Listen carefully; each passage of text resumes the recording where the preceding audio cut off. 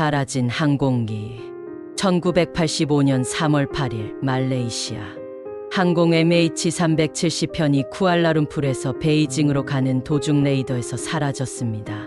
그 항공기는 수백 명의 승객을 태우고 있었고, 비행 중에 갑자기 모든 통신이 끊기고 항공기는 흔적도 없이 사라졌습니다. 그것이 바로 이 이야기의 시작입니다. 첫 번째 의문, 항공기의 마지막 통화. MH370의 마지막 교신은 오케이, 괜찮습니다. 우리가 모든 것을 정상적으로 진행하고 있습니다. 라는 간단한 말이었습니다. 그 후 항공기는 사라졌습니다. 그러나 그 통화의 내용에서 뭔가 이상한 점이 있었습니다. 이 항공기는 이미 항로를 벗어난 지 몇 분이었고, 그들이 말한 정상이란 무엇을 의미하는 것일까요? 비행기의 통신 시스템은 사실상 끊어졌다고 보고되었고, 이 짧은 교신이 마지막이라는 사실이 더 불길했습니다. 두 번째 의문, 아무 흔적도 없는 비행기. 비행기에는 239명의 승객과 승무원이 탑승하고 있었습니다.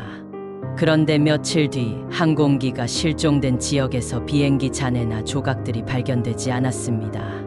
수천 명의 수색팀이 바다를 샅샅이 뒤졌지만 아무리 찾으려 해도 비행기 잔해는 단 한 조각도 발견되지 않았습니다.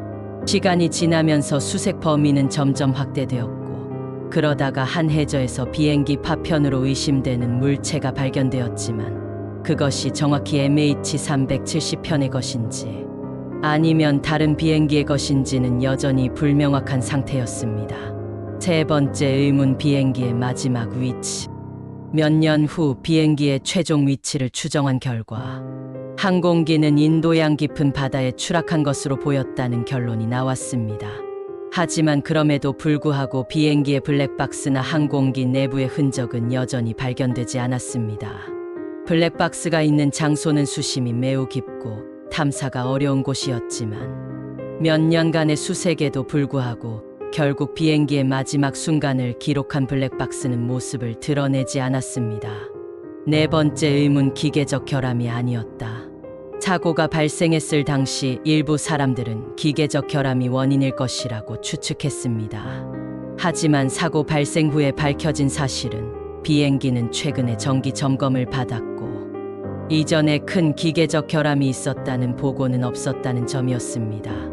또한 항공기 내 시스템 중 일부는 고의적으로 꺼졌다는 증거가 있었습니다. 이를 통해 일부 이론은 비행기가 고의로 탈선됐거나 납치된 것이라는 주장이 제기되었습니다. 그러나 이를 입증할 수 있는 확실한 증거는 존재하지 않았습니다. 다섯 번째 의문, 탑승자들 중에 미스터리. 탑승한 승객 중에는 몇 명의 인물들이 미스터리한 배경을 가진 사람들이었습니다. 예를 들어 비행기 탑승객 중 일부는 유럽에서 일어났던 중요한 정치적 사건들과 연관이 있는 사람들이었고, 몇 명은 알 수 없는 의혹을 품고 있었습니다. 특히 2명의 승객은 아시아와 유럽의 여러 나라에서 중요한 인물들과 관련이 있었다는 사실이 밝혀졌습니다.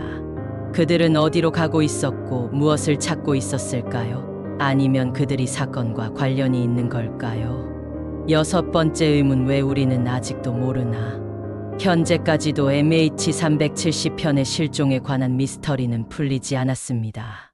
비행기 사고에 대한 여러 가지 이론이 제기되었지만 명확한 진실은 여전히 밝혀지지 않았습니다. 수많은 전문가들, 수천 명의 수색팀, 그리고 수백 차례의 시도가 있었음에도 불구하고 우리는 아직 그 비행기의 운명에 대해 알지 못합니다. 그로 인해 이 사건은 단순한 비행기 실종 사고 이상의 의미를 가지며 여전히 많은 사람들의 마음에 큰 미스터리로 남아 있습니다. 이 이야기는 아직 해결되지 않은 실제 사건을 바탕으로 만들어진 이야기입니다. MH370편의 실종은 전 세계적으로 큰 충격을 주었고, 그 사건을 둘러싼 수수께끼와 의문들은 오늘날까지도 많은 사람들의 관심을 끌고 있습니다.